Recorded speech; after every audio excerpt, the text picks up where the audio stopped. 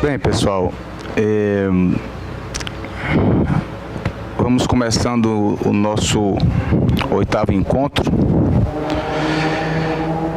e em que ficamos no encontro passado, no final do encontro passado, de continuarmos trabalhando o capítulo 7 do seminário Turbilhando a Palavra e entrarmos no capítulo 8, né? Que é o que eu enviei para vocês agora, que eu enviei, está no Facebook também, na página dos 10 encontros e no grupo Ayrton Araújo Psicanálise. Bem, a ideia é que a gente possa ir trabalhando, eu acho que isso fica melhor assim,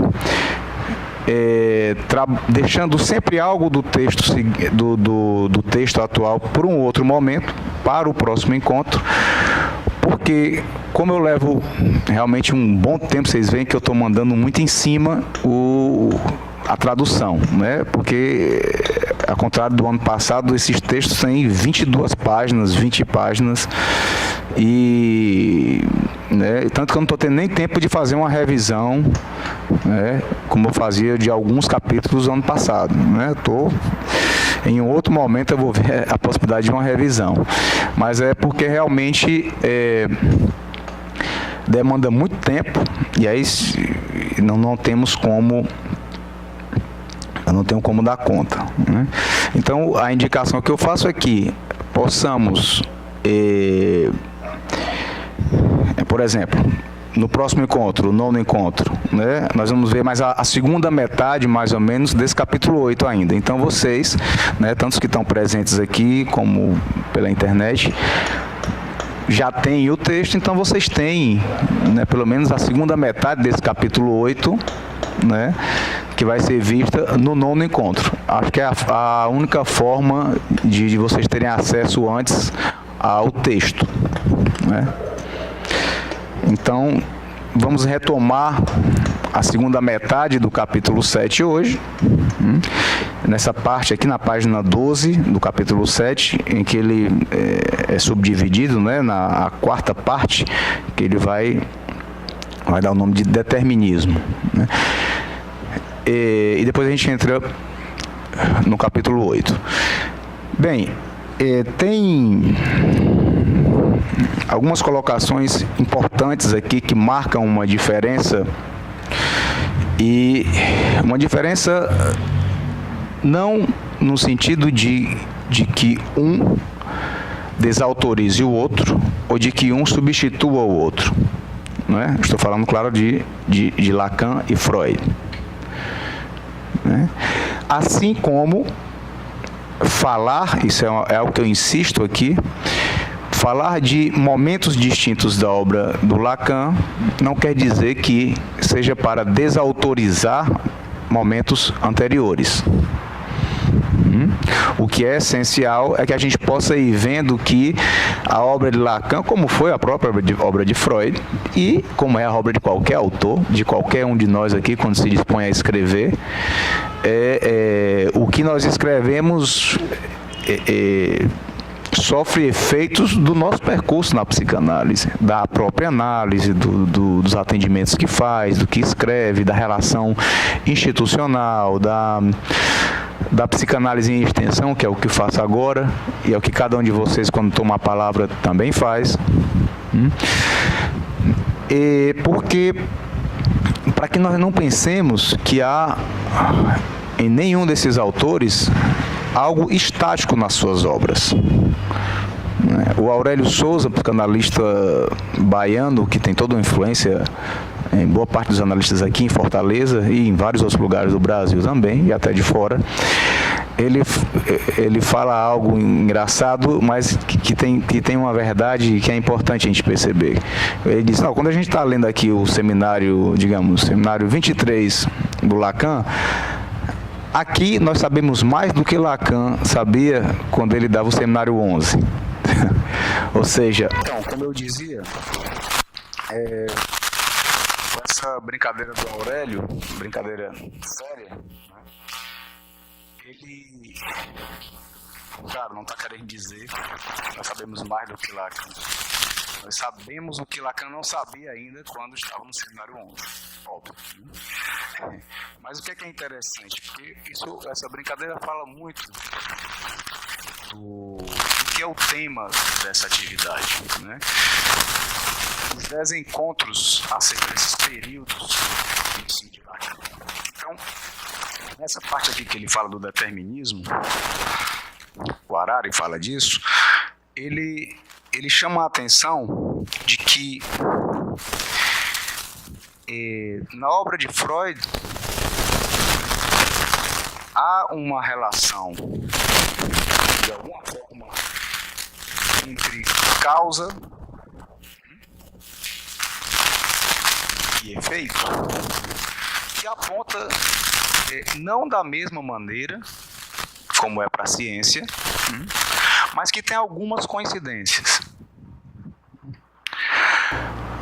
A ideia, por exemplo, de interpretação, podemos pensar a constituição do sujeito, que Lacan vai chamar do sujeito do inconsciente, né, em uma estrutura neurótica, ela se dá a partir da castração.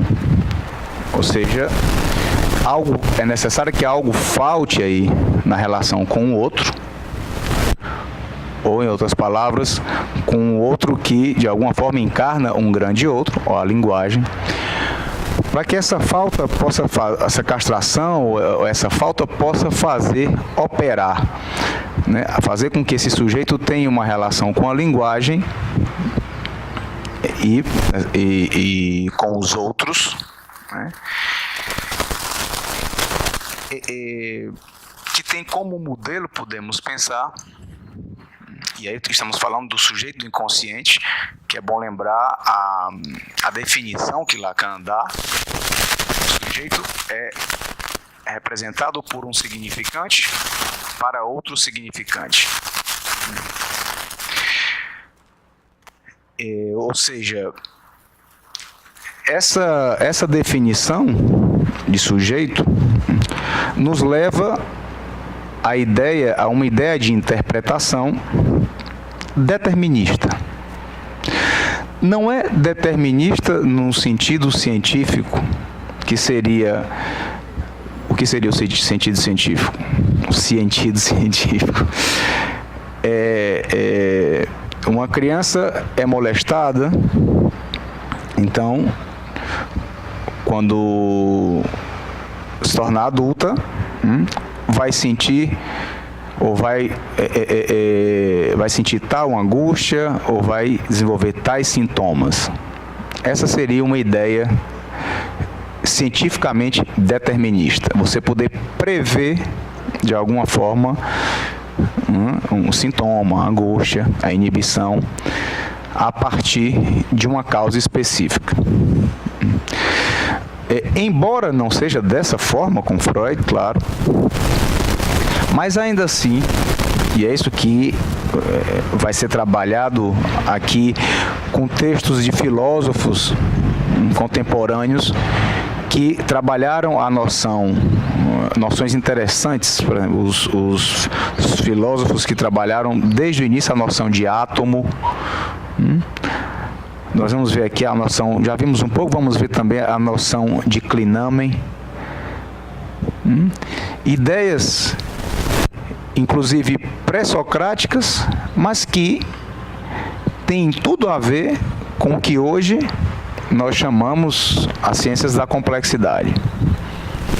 Mais popularmente falando, a teoria do caos. Por quê? E o que é que isso tem a ver? Para que importar esses termos, esses conceitos para a psicanálise? Qual o interesse no caso do Harari aqui? É justamente irmos além do que Lacan pôde trabalhar somente, por exemplo, quando se utilizou e muito do estruturalismo, da linguística, da lógica. Porque se nós ficamos aí, se não pudermos ir além disso, e volto a dizer, não é que o que está além disso destitui isso. Não é isso. Não é isso que eu estou dizendo. Mas se nós não fazemos essa tentativa, nós ficamos presos a uma noção também do próprio inconsciente, uma noção determinista, não do ponto de vista da ciência, mas de que tudo pode ser interpretável. Não é que o analista não interprete, não é isso? É que a noção de corte na cadeia significante, por exemplo, que muitas pessoas, nós ouvimos falar hoje em dia, como, pelo menos eu escutei já muitos falarem, existe a cadeia significante, e quando o analista faz um corte, encerra a sessão, né? Quando uma formação do inconsciente recebe de material, né, para o analista fazer sua pontuação, sua intervenção, sua pergunta, sua interpretação, essas coisas são importantíssimas. Mas nós não podemos pensar, pelo menos a partir do último ensino de Lacan, que essa noção de intervenção, eu vou falar intervenção para diferenciar de interpretação também, que quando muitos falam, mas é importante o corte, porque, claro, a noção de clivagem, de separação, de corte, ela existe para, digamos, dar conta dessa noção de divisão do sujeito, claro, né? E que é o que fundamenta as formações do inconsciente. Então, a perspectiva de quando se faz uma interpretação, quando se faz um corte, por exemplo, de que cortes desta ordem que eu estou falando agora, que isso seja algo, é um corte, que seria um corte do real, digamos assim, em relação a um simbólico, é uma noção totalmente equivocada. Porque aí eu acompanho realmente o que o Harari está falando aqui, de que em um primeiro momento do ensino de Lacan, e aí ele vai falar que esse momento, isso é a ideia do Roberto Harari, vai até o seminário 22, mais ou menos, até o 21, pelo menos. Quando Lacan fala de real, é numa vertente totalmente distinta do que ele fala no final. Ele vai falar como uma imaginarização do real. Por exemplo, quando ele define o real é o que volta sempre ao mesmo lugar.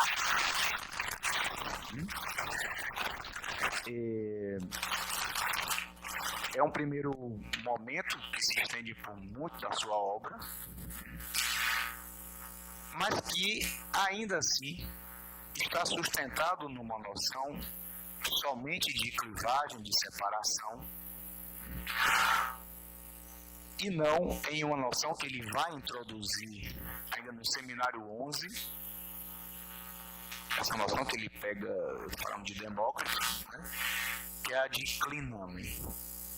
O que é o clinamen? Eu acho que eu já falei um pouco aqui. É o desvio. A ideia, para a gente pensar aqui, a gente faz uma figuração disso, né? Se os átomos, que é o que constituem a matéria, né, caíssem em queda livre, digamos, né, todos de forma perpendicular ao solo, digamos, né, não haveria vida, nada aconteceria, tudo seria estático. A ideia que esses filósofos, aí existe uma confusão entre eles, entre se foi Epicuro, se foi Demócrito, a partir da leitura de Lucrécio, ou seja, isso não interessa tanto aqui, até porque nós não temos tempo para discutir tanto essas questões filosóficas. Mas, tentando resumir, a ideia é que para que algo se crie, algo se invente, algo de novo, haveria necessidade de um desvio desses átomos em queda. Em vez deles caírem todos retos, porque nenhum tocaria no outro, há necessidade de um pequeno desvio para que eles se colidam. E que esse choque possa ser o que gera as coisas no mundo, digamos assim. Tanto que o livro do Lucrécio, né, a natureza da natureza das coisas, se baseia nisso também. Por que o que ele vai chamar de cliname, esse desvio, né? Na filosofia. Qual a importância de pensar num cliname? E isso tem a ver com a própria noção de turbilhão, que é o tema desse seminário do Harari. É porque o cliname, ele é diferente da clivagem. A clivagem, corte, separação, a gente pode pensar como algo da ordem do simbólico. Por isso, quando alguém diz que eu fiz um corte,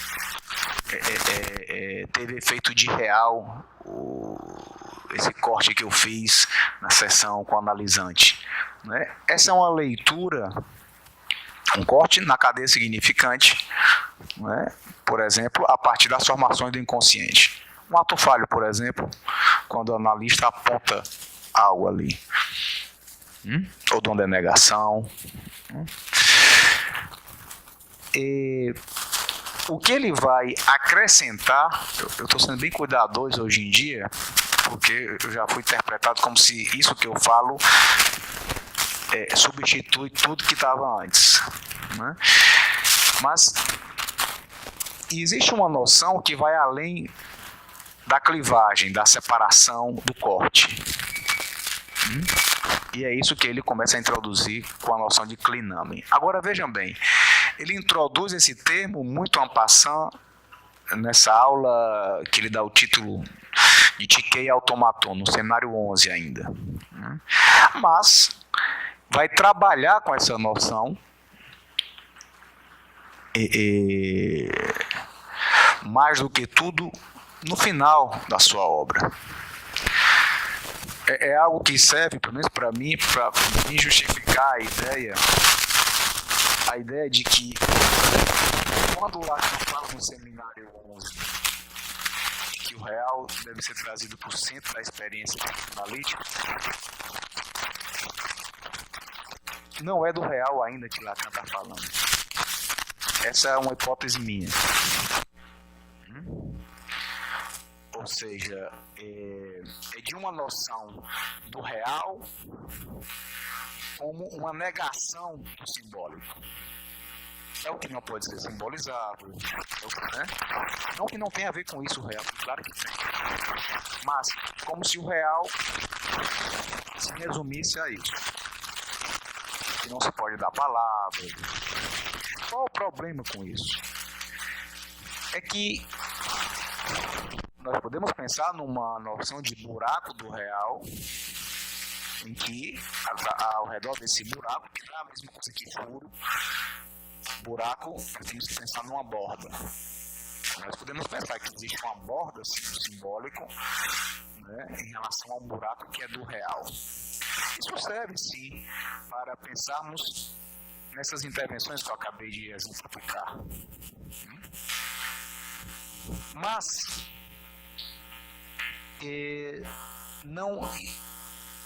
o que não acontece é o que Lacan vai falar lá para o final.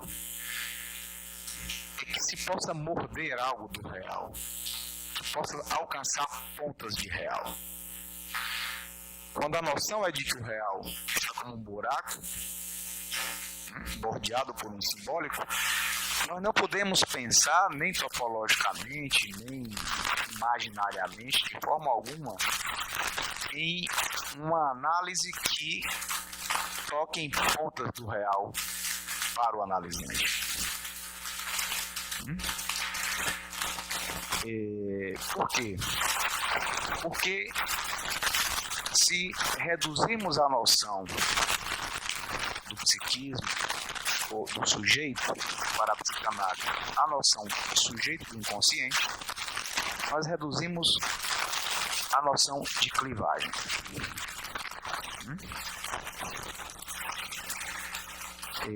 sendo que fica de fora essa noção introduzida por Lacan de clinamen, de desvio.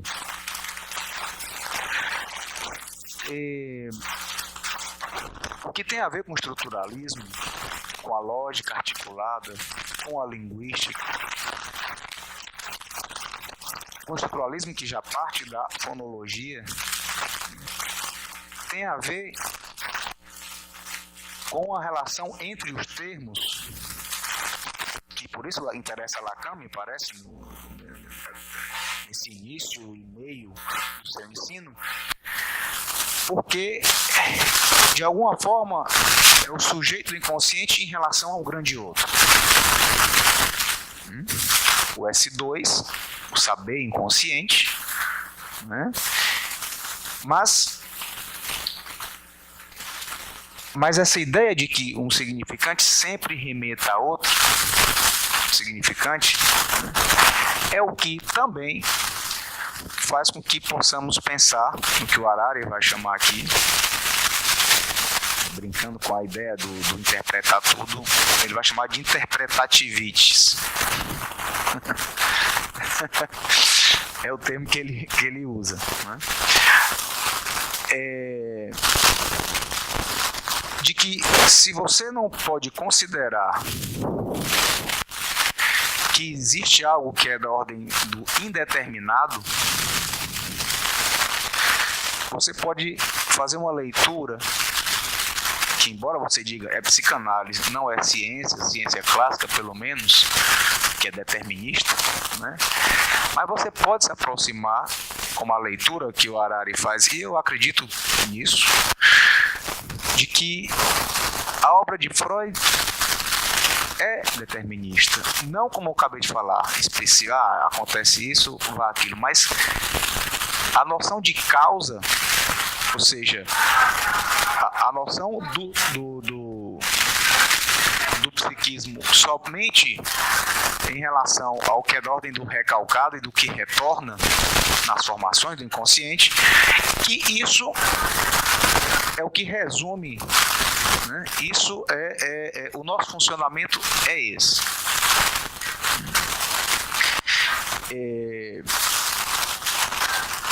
O que não é pouca coisa. Agora, que não se resume a isso.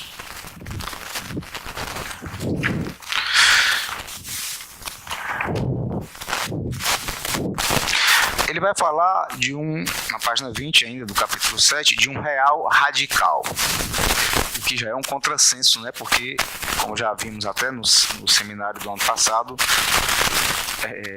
como você disse, o fogo que queima, né, não é o real. O real seria o fogo frio. Isso nós vimos no ano passado, né? É porque quando você adjetiva o real, já deixa de ser real, né? Tem a ver com o que falamos agora há pouco da ideia do real apenas como uma negação do simbólico. A noção de buraco, de vazio, de existência. Então, só lembrando do ano passado, nós falamos que o fogo que tem a ver com o real é o fogo frio, que é o zero absoluto na física. Porque o zero absoluto ele é reduzido ele é reduzido, ele não é diferente das temperaturas, por exemplo, a temperatura do Sol, ou seja, ela não tem um limite superior. Ele se utilizava desse exemplo para falar da adjetivação do real, né? Mas só para a gente retomar aqui, quem quiser ver isso, vê o seminário de 2016.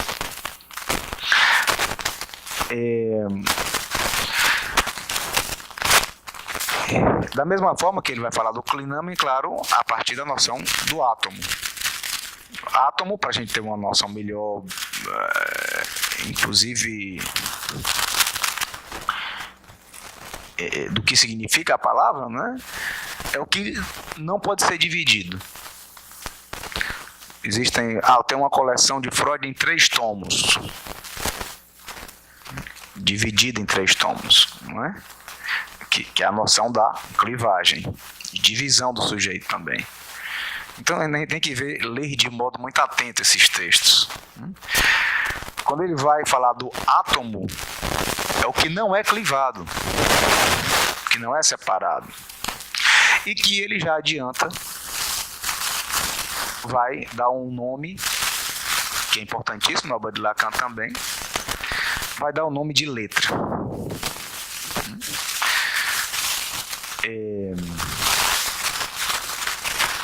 Mas a gente vai ver um pouco mais adiante no próximo capítulo, no capítulo 8. Só ver os exemplos que ele dá do real aqui. Eu falei um pouco dessa primeira leitura, como que retorna sempre ao mesmo lugar, volta sempre ao mesmo lugar. Na página 21 ele diz: uma segunda leitura do que é o real, essa é a leitura que o Harari faz, né? Ele fala que é uma leitura, a primeira ele diz que é uma leitura imaginária, né? Quando diz que é o que volta ao mesmo lugar.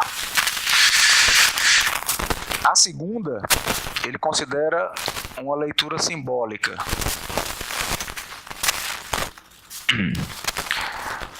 Que é a do real na cadeia borromiana. Por que simbólica aqui ainda? Você pode pensar, poxa, mas no seminário 22, o RSI, né, ele vai colocar, né, real, simbólico, imaginário. Como é que é uma leitura simbólica do que é o real? Lacan aí, já aí no seminário 22. Né? Porque ele vai dizer que ainda aí existe uma homogeneidade entre os registros. É o que nós vimos aqui no ano passado também. Eu sempre comento, quando a gente fala da topologia de RSI, que as pessoas se remetam aos 10 encontros de 2016, que estão no YouTube. Que lá eu trabalhei bastante com vocês aqui, com a cadeia borromiana de 3, de 4, e ter uma noção melhor, para eu não me repetir aqui.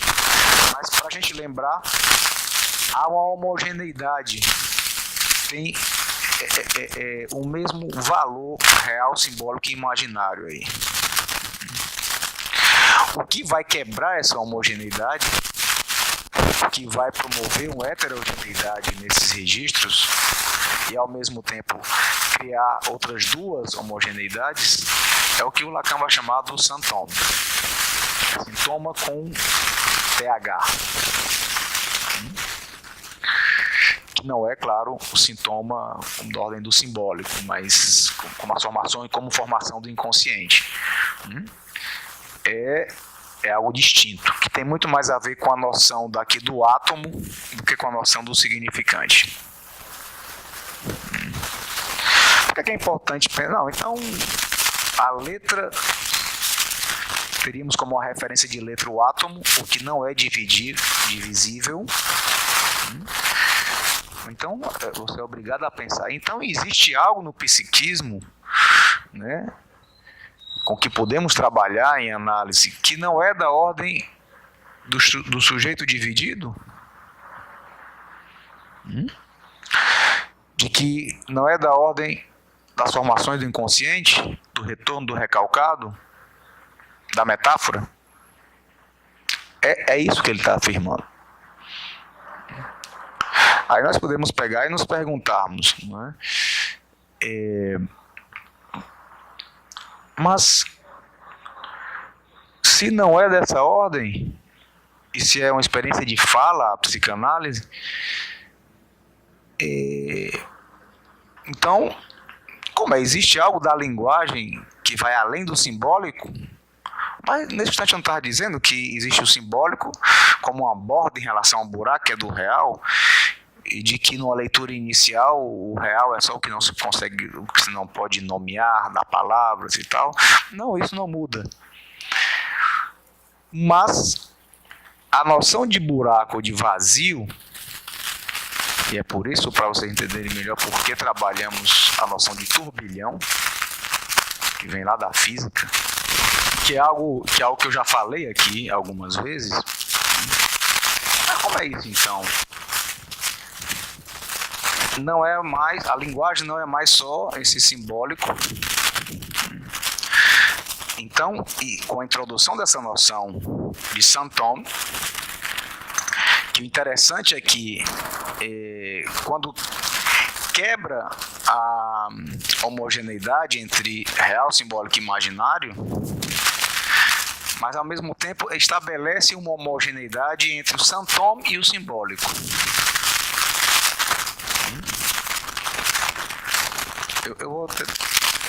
A topologia exige que a gente mostre, é uma coisa impressionante.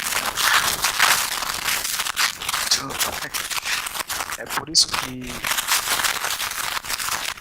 o Lacan fala de alguma forma aqui no L'Étourdi que a topologia não é um modelo para se falar da estrutura. A topologia é a estrutura. Vou ver aqui. Nossa, aqui está complicado. É um nó de... Pronto, aqui já está enodado, tá ótimo. Aqui é um nó de 4, né? E só ver como fica.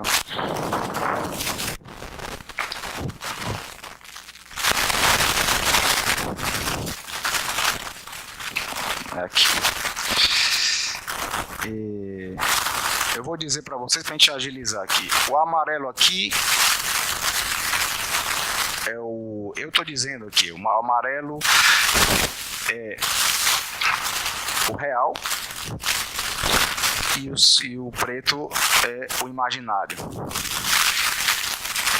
Veja que o que fica encadeando os dois não é mais, como vocês viram quando eu fiz os primeiros passos aqui, um bonitinho depois do outro, né? Mas uma relação, ó, essa confusão que tem, no caso aqui o vermelho eu vou chamar do simbólico e o branco do Saint-Thome. Para que serve para a gente pensar isso aqui? Que não há...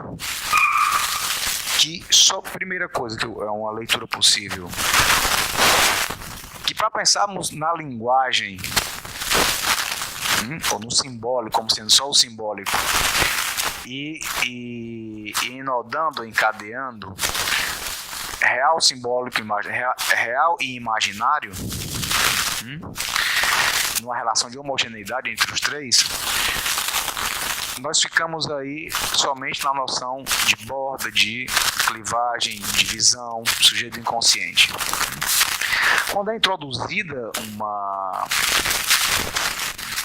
quarta consistência, o Saint-Thome, há uma relação aqui entre simbólico e Saint-Thome, eles funcionam de forma homogênea, como existe uma homogeneidade entre real e imaginário aqui.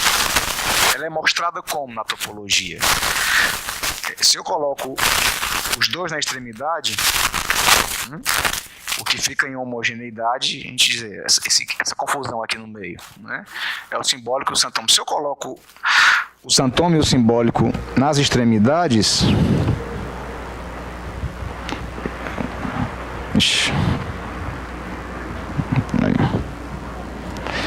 o que fica em homogeneidade são real e imaginário. Então existem dois pares de elementos homogêneos aqui, né? Então, ao mesmo tempo que há uma quebra, não é mais RSI, né, em homogeneidade, se criam duas homogeneidades, dois pares. Isso tem a ver, essa introdução do Saint-Thome como quarto elemento, fazendo a diferenciação e quebrando a homogeneidade de RSI, tem a ver com o que o Harari vai chamar aqui do real radical. Que, segundo ele, é a partir do seminário 23 que nós podemos levar em consideração isso, essa noção. Aí a gente pode dizer, não, mas o Lacan não falou no seminário 11, na aula sobre Tike e automaton, né? Sobre o termo clinamen. Falou, como falou de real, da importância de trazer o real para o centro da experiência na psicanálise, né? Mas nós podemos pensar, eu sou adepto dessa ideia, dessa hipótese, né? De que ele só conseguiu e só realmente trabalhou a noção de real, principalmente como importa a clínica psicanalítica, a ideia de um real na linguagem, no final. Isso acontece, não é só com Lacan, isso acontece com a gente também, pobres mortais. Não é difícil pensar nessa ideia. Você, às vezes, escreve um trabalho para um evento, cita algo, fala de uma ideia sua, mas não desenvolve. Não coloca para frente, não exemplifica, não realmente lhe vem como algo, como uma ideia de algo que tem um lugar de novo para o que você escreve, de fazer a diferença, mas não você próprio não desenvolve. Tem um termo que nós usamos muito aqui, né? A ficha só cai depois. Para ser bem vulgar, diríamos que a ficha do real para Lacan, essa é a leitura do Harari, só cai no final do seu ensino. Ele cita, tanto que tem analista que faz questão de colocar, sempre resumir o desejo do analista, que é algo, nós temos que pensar em que momento da obra de Lacan também ele desenvolve a noção do desejo do analista, não só que desenvolve, mas o desejo do analista para que momento da sua obra. Tem analista que reduz a ideia, como um desejo de morte, o que é responsável por uma série de implicações e de equivocações aí em relação à teoria e à clínica.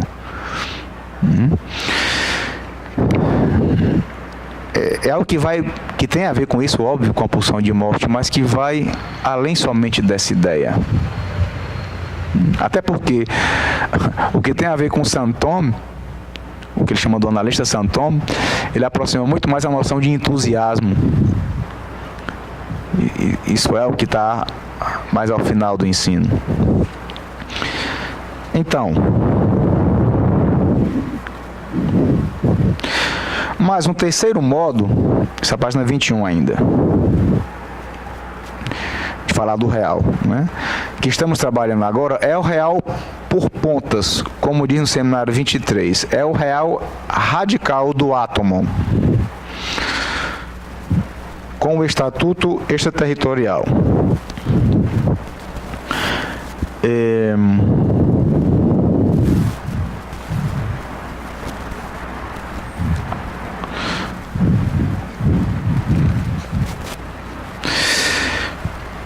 Ele segue aqui. Assim, o joke é como uma ponta de real. O joke que ele se refere, mais do que tudo, são que seriam os xistes, E ele coloca como exemplo, como autor, o Joyce, Principalmente tendo como fundamento a homofonia, não a metáfora. Isso serve também para diferenciarmos joke,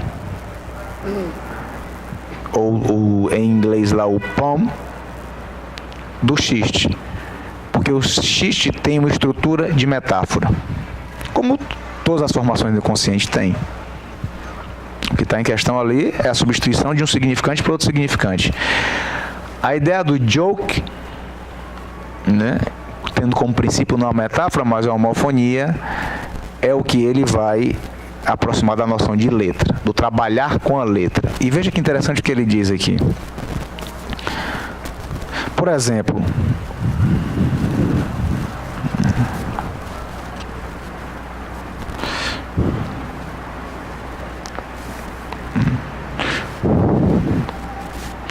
é que ele desenvolve aqui a questão do Ada, que ele traz do nada, do Ada, sendo que fica difícil porque Ada se pronuncia do mesmo jeito em espanhol, com H, e quer dizer fada. Fada dos contos de fada. Não é? Não tem como a gente fazer isso no português. E é uma outra coisa radical também aí, né? Desse real radical. Que para se perceber a diferença, é necessário se escrever. O que é a homofonia? A homofonia você diz, por exemplo, se escreve de forma diferente e se pronuncia da mesma forma. Então, em outras palavras, só para a gente nos aproximarmos da noção de letra, que, isso é a minha leitura, não são as letras do alfabeto. Eu estou dando esse exemplo aqui do Ada, que H-A-D-A, em espanhol, que é fada, uma fada madrinha, né?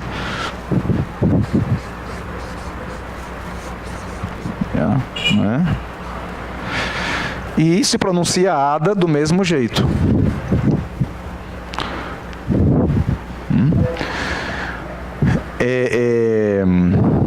Não me vem agora em português alguma palavra, mas o que é importante aqui é de que a noção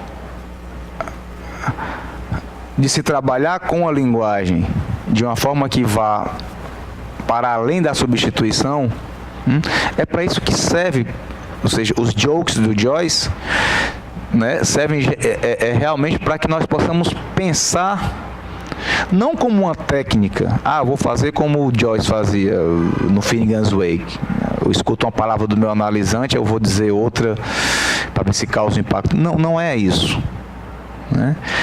Mas é para podermos perceber que existe um funcionamento, né, e que tem muito mais a ver com o real, podemos dizer, né, que vai além do inconsciente. O caráter de real da linguagem, ou podemos dizer, o caráter pulsional da linguagem. O que é interessante começar a pensar nessas coisas?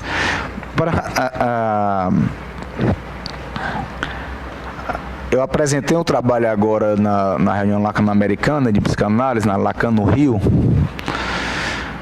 que é uma das formas de falar isso também, é Lacan no Rio, não é? Eles se utilizaram disso também.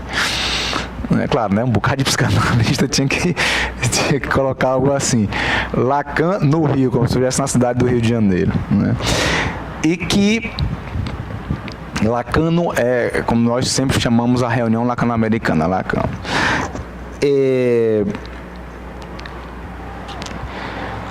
Existe e nesse trabalho, né, que eu dei como título, do que goza o meio lacaniano.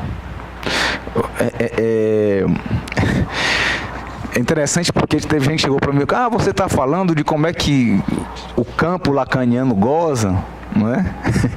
A série de equivocações que vem com isso, não é? Mas não, eu estava falando, e é por isso que eu começo o texto definindo o que é meio lacaniano, né? Eu defino lá, olha, para mim, meio lacaniano é o analista que acompanha Lacan até o meio do seu ensino. Aí a partir daí eu vou desenvolvendo. Mas por que isso? Porque até o meio do seu ensino, a ideia de que o analista goza é praticamente uma blasfêmia. É por isso que um outro colega analista, quando eu falava da ideia da necessidade de pensarmos num gozo para o analista, e eu estou falando o gozo para o analista no seu dia a dia não, porque claro que o analista goza. É nas intervenções que tem efeito de real. Né? Veja como é simples o raciocínio, não é tão difícil. O ato analítico, para pensarmos no ato analítico, por parte do analista, claro, né? Nós temos que pensar em um ato. O ato é sem sujeito. Não existe o sujeito dividido no ato. Não existe a clivagem no ato. Por isso que se fala, é da ordem do real. Tudo bem. Então, se não existe sujeito, então teríamos que pensar, isso o Luiz Covitch, lá em Medellín, lá no Encontro Internacional dos Fóruns do Campo Lacaniano, me ajudou muito, porque ele me fez pensar numa coisa óbvia, né? Que não, nós teríamos que pensar num gozo sem sujeito. Acompanha o raciocínio? Se o ato é sem sujeito, o ato do analista, né, o ato analítico, como ele desenvolve no próprio seminário 15 e tudo mais. Então, se tem gozo, como é isso? Um gozo sem sujeito? Mas o sujeito, mas para ter gozo você precisa de um corpo. Mas veja só o que é que Lacan fala no seminário 20, que é encore, num corpo, em corpo, no francês, né? Ele diz, e claro que ele está falando das intervenções do analista e do ato analítico. O analista fala com seu corpo. Para piorar, ele ainda diz, o analista fala com seu ser. Então, o que em um momento anterior, que se resumia a noção de clivagem, o simbólico mata o ser, digamos, não existe o ser, existe o desser. A noção de sujeito do inconsciente é essa. Por isso eu digo que o real é como uma negação do simbólico, nesse primeiro momento. Se é como negação do simbólico, acompanha a mesma lógica do estruturalismo, da linguística, a lógica oposicional, referencial, relacional, que é tudo que não é o real. Isso é como funciona o simbólico. A cadeia significante, para ser mais, já que a gente estava falando de psicanálise. Eu já estou entrando em alguns elementos também no capítulo 8. Eu não consigo acompanhar de forma tão bonitinha a coisa. Mas, o que eu ainda queria ver do capítulo 7... Sim, voltando à questão do gozo, do analista. E sabe o que é mais interessante? É que, embora todo analista saiba disso, muitos negam.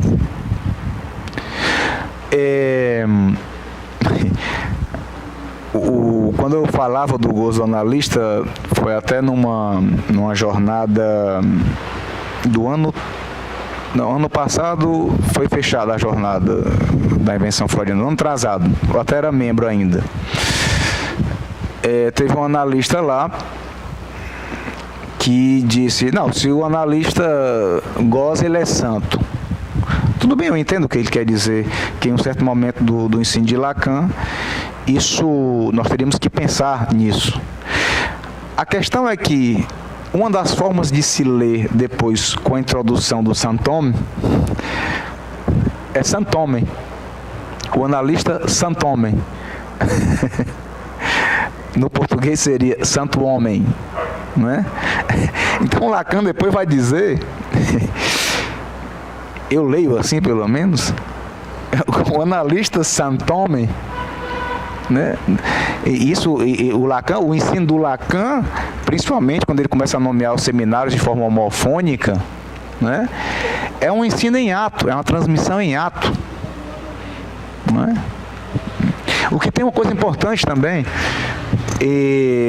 no início do seu ensino ele diz, eu escrevo, isso falando dos textos escritos mesmo, não só do seminário, de uma forma que eu possa imitar, alguma coisa assim,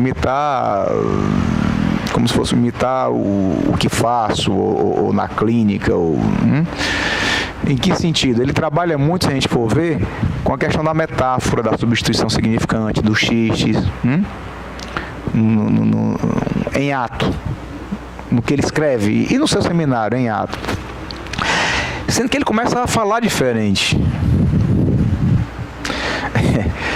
Então, nós podemos pensar que Lacan, quando diz isso no início do seu ensino, será que nós não podemos pensar que ele continua acreditando nisso?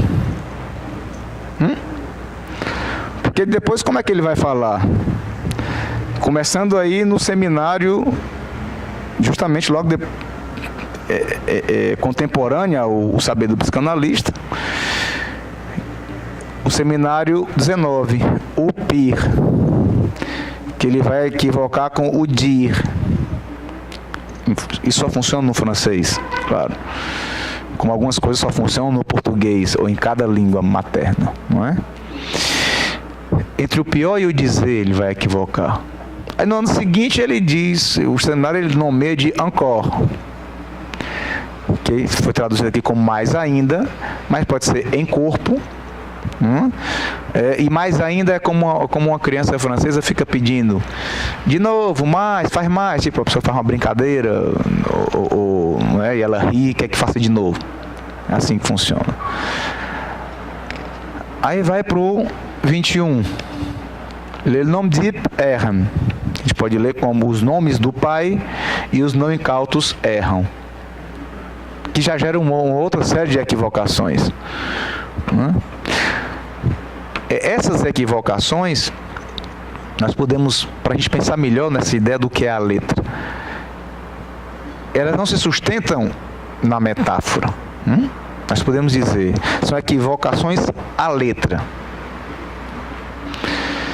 Aí segue, RSI.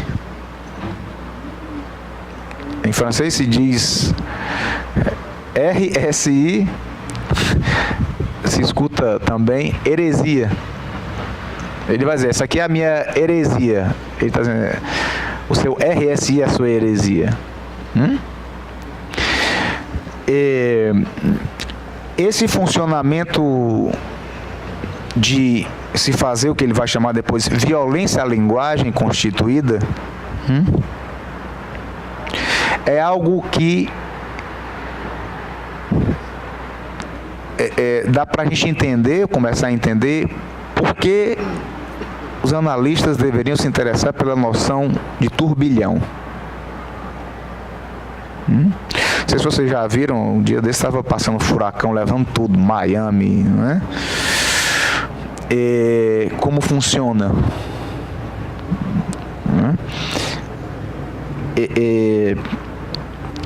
O que funciona ali em turbilhão, em redemoinho, é algo que tem a ver com essa noção do desvio, do clinamen, dos átomos. Eu pensei agora, falando nisso me veio, seriam intervenções do analista? Isso é uma pergunta que eu me faço para vocês, para quem tiver também aí na internet, no YouTube, no Facebook. Em vez de pensarmos um simbólico somente que faz uma borda em relação a um buraco que é do real, será que não teríamos que pensar também em um real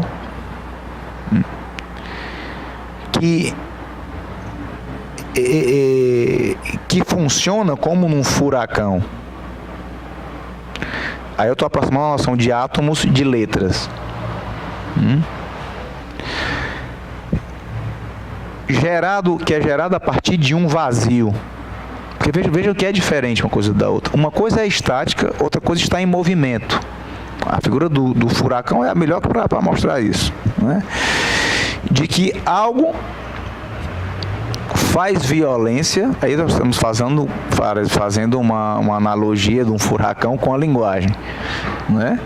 Mas com o que há de caráter de real na linguagem, não somente de simbólico. Porque você poderia até dizer, não, mas aí será que a gente não corre o risco de dizer que o que faz, o que gira em relação ao turbilhão, né, não seria o simbólico e o buraco do turbilhão o real, né? Isso nós temos que irmos avançando na noção de desvio, para fazer uma diferença em relação, porque lembrem, o clinamen são leves desvios. Não é que os átomos, na ideia filosófica pré-socrática, caíssem e um vai para cá, outro vai lá para o outro lado, não. Ou tem um ângulo de 90 graus. É a ideia de leves desvios. eu estava relacionando agora, isso me veio agora, e é por isso que é importante a gente lembrar que não se estuda psicanálise sozinho. Essas coisas vêm porque, de alguma forma, vocês aqui, a própria câmera, como Lacan já dizia em televisão, causa algo do desejo, no caso meu, que estou aqui, e essas coisas vêm, né? Porque, será que esse pequeno desvio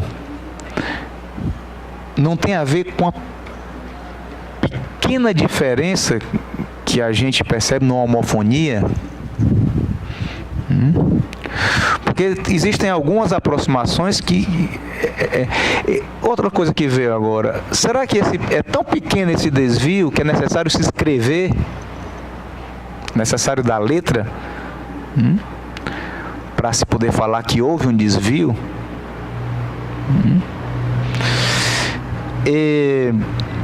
Isso aproxima também a noção de violência, que eu acho que o furacão, um turbilhão, é um ótimo exemplo do que seria fazer violência, não é?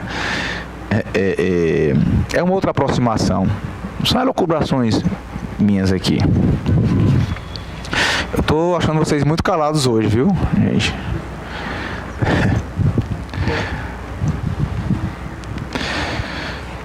Seria importante que vocês também tomassem a palavra. O microfone está aqui.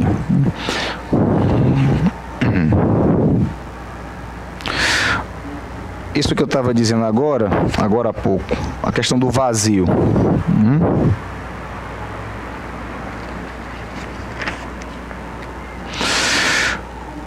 De novo a questão do real, uma primeira leitura do real como uma negação do simbólico. Em primeiro lugar, vazio, referência ao vazio, ou dito de outra forma, o vazio não é um nada. Olha que interessante, né? Afirmação do vazio. Pelo qual quer dizer que o vazio produz, não é um nada. Podemos dizer, o real não é só o que está fora da linguagem. Eu estou dizendo agora por minha conta e risco. Tem algo do real, ou tem algo da linguagem que é da ordem do real. Essa é a minha leitura. O Harari não está dizendo isso aqui. Se produz... o produz em função de uma declinação chamada clinamen. Se esse vazio produz algo, é por causa desse desvio da declinação. E finalmente haveria que dizer sobre o que se produz aquilo que o clinamen permite no vazio, sobre os átomos.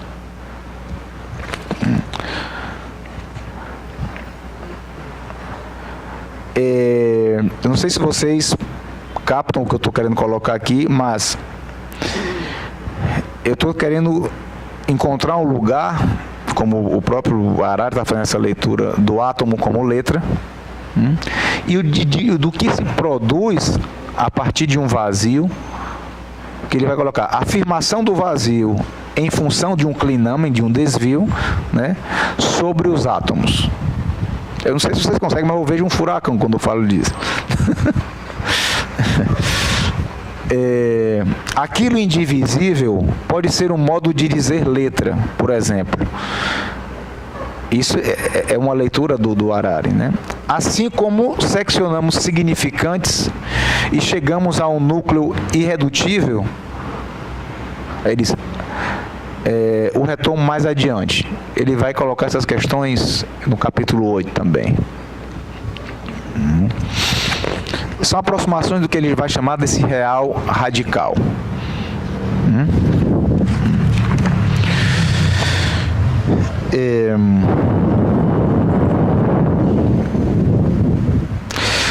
A partir da perspectiva atomística, isso é a página 5 do capítulo 8. Cada átomo mas não necessariamente em função dos outros. Isso é uma crítica que ele está fazendo à noção do significante. Já sai da cabeça. Não, ele não se estrutura como o significante se estrutura. O significante é sempre em relação a outro significante, não é? É sempre em relação a um grande outro.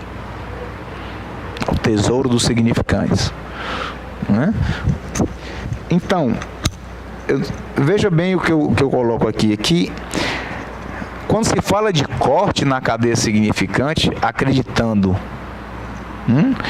que são intervenções da ordem do real, né, que tem efeito de real, ainda que sejam baseadas somente na noção de metáfora, das intervenções do analista mesmo. Né? Essa ideia não alcança o que ele está desenvolvendo aqui. Por isso Lacan diz que a letra, diferente do significante, a letra é idêntica a si mesma. A ideia do pá ordenado, vocês já devem ter visto aqui, em outro lugar, de que, claro, quando eu digo pá ordenado, diga agora pá ordenado, o segundo que eu disse não é igual ao primeiro. Tem uma relação com o primeiro, mas não é o mesmo, não é idêntico. Essa é a ideia de significante. Por isso, escutar uma palavra de um paciente numa sessão e um segundo depois escutar a mesma palavra, a segunda não é igual à primeira.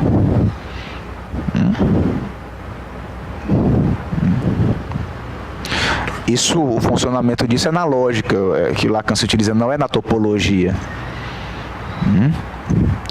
Podemos até pensar numa topologia de superfície, sim, que é contemporânea ao ensino intermediário de Lacan, não é? Mas a topologia nodal justamente avança em relação à cadeia significante.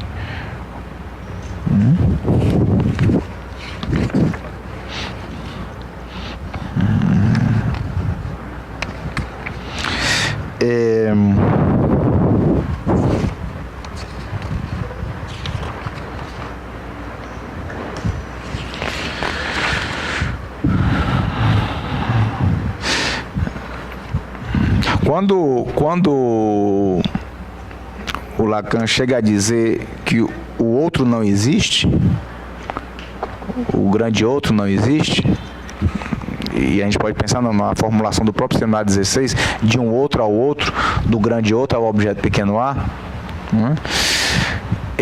Nós podemos pensar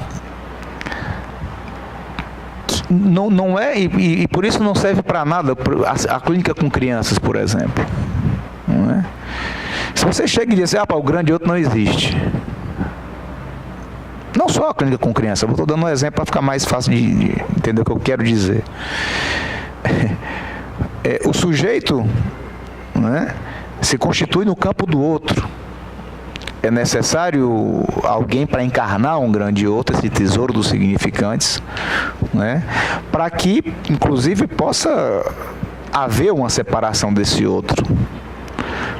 Mas tem uma definição que o Lacan não muda até o fim do ensino dele, até o fim mesmo, que o desejo é desejo do outro.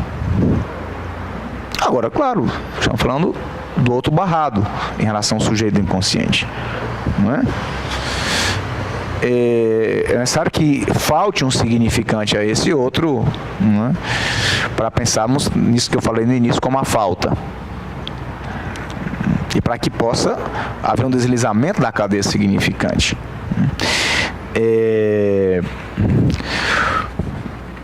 Mas quando ele diz que o outro não existe, o grande outro não existe, nós podemos também, pelo menos eu tento fazer essa leitura, de que ele está fazendo também uma passagem aí, além do grande outro ao objeto pequeno a, da clivagem ao clinamen.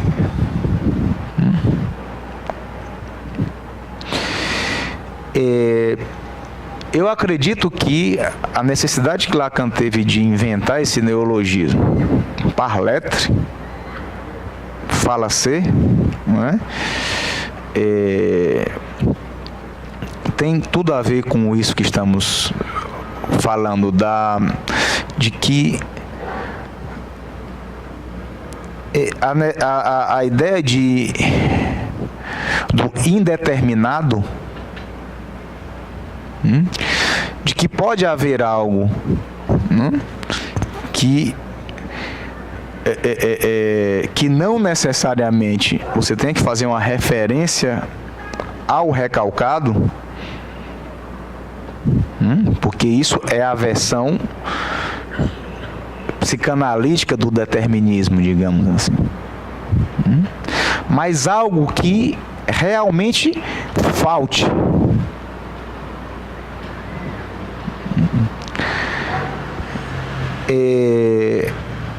De alguma forma, quando Freud vai falar de um recalque originário, podemos até pensar, para podermos ser honestos também com a dívida que temos com Freud, que algo disso, não é?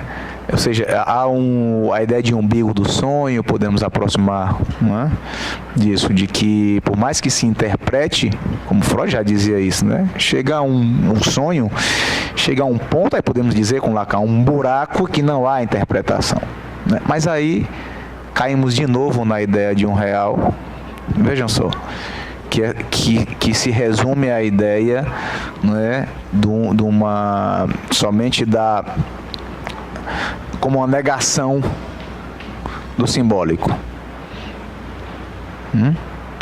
E a ideia é que possamos, através da leitura desses filósofos contemporâneos, que por sua vez leem filósofos pré-socráticos,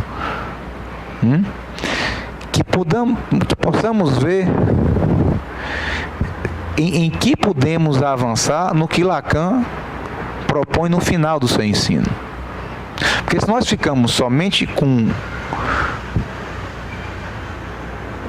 a nossa, com Descartes, ainda que seja subvertendo, né, o cogito cartesiano, né, aquela questão né, sou onde não penso, ou seja, o sujeito do inconsciente, né, ou seja, é no que manca, no que vacila. Nesse próprio seminário 11, que ele nas primeiras aulas sobre o inconsciente, ele vai falar disso.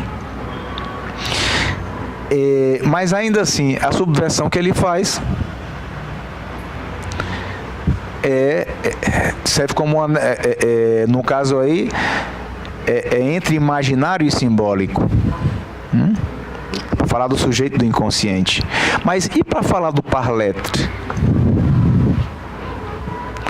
Para falar do parletre, eu ousei há alguns anos atrás criar um neologismo, não um neologismo também, mas um aforismo,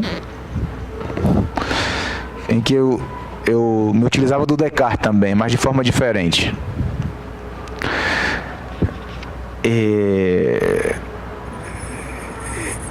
O Lacan pega do Descartes, penso, logo sou, né, ou logo existo, né, e subverte. Ele vai dizer o contrário, o sujeito inconsciente é onde não pensa. Justamente, é fácil de entender. Quando você troca um nome pelo outro, fala sem querer, tipo, você não pensou, mas o seu inconsciente pensou, podemos dizer, não é? Então, o que vem como retorno do recalcado, ou seja, é a própria ideia do sujeito inconsciente, que aparece de forma evanescente nas formações do inconsciente. Não, o sujeito inconsciente é efeito da cadeia significante. Ele não está parado, escondido num canto, né? É no discurso, é na enunciação que se dá. Então, eu me utilizei do Descartes também, mas para fazer de outra forma, fazendo violência à linguagem. Eu acho que eu já contei isso aqui, e como me veio, eu estava tomando um café da manhã, e estava muito suado. Não sei o que eu estava fazendo, estava bem, acho que eu tinha vindo do sol, alguma coisa assim. E minha irmã chegou para tomar o café comigo. Aí eu falei, eu não gosto dessa camisa porque eu sou muito. Aí ela... Deixa de ser burra, rapaz. É sul, né?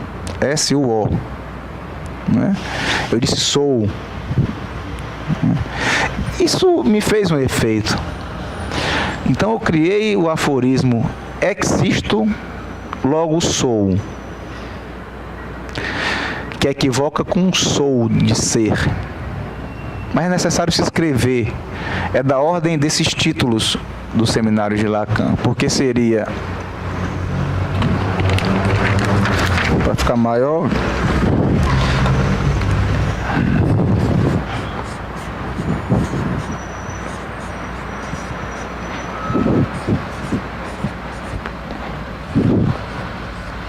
olha quanta equivocação num simples aforismo. Você pode ler existo, logo sou, né? Parece um redundante, né? Pô, eu existo, sou, que besteira é essa? Mas não é isso que eu estou dizendo. Existo, que vem lá do latim, do existere, que é estar fora, no caso fora da cadeia significante. Logo sou, de soar. Isso, há vários anos atrás eu dei esse título e eu apresentei uns 3 trabalhos é o contrário do que se faz, do que faz o acadêmico, né? Porque quanto mais títulos de trabalho você tiver, né, mais conta ponto no Lattes, né? Eu fiz o contrário. Eu apresentei 3 trabalhos bem diferentes com o mesmo título. Tentando dar conta, né, desse título. Porque ficou como algo enigmático para mim também. Porque eu estou falando de que o que existe, o que está fora, o que é da linguagem, mas está fora do simbólico, ou seja, o que é do real da linguagem, faz soar. E é algo que, claro, tem influência do que a gente tem visto aqui. A diferença entre soar e ressoar. O ressoar tem a ver com o retorno do recalcado. O soar tem a ver com o novo. Há uma diferença aí. Então, esse aqui é o meu aforismo para falar do parletre. Bem, para a gente ir finalizando, nosso próximo... A aula do curso vai ser dia 16 de dezembro, daqui a 4 semanas somente. Vou ter que fazer umas viagens aí. E o próximo encontro vamos fazer dia 13 de janeiro somente. Vamos ter que entrar aí. É porque esse ano coincidiu de ter reunião Lacano-Americana, jornada de 40 anos da maiêutica e realmente eu tive que preparar trabalho, viajar e teve essa quebra. Nós vamos ter que ir com os 10 encontros de 2017 até fevereiro de 2018. É o jeito. Para ver se em março iniciamos o próximo tema, né? No caso, propriamente de 2018. Então ficamos aí. Vou mandar um e-mail como sempre, mas a próxima aula do curso, né, o Fundamento Inconsciente na obra de Lacan, dia 16 de dezembro, e o 9º encontro desse seminário, dia 13 de janeiro.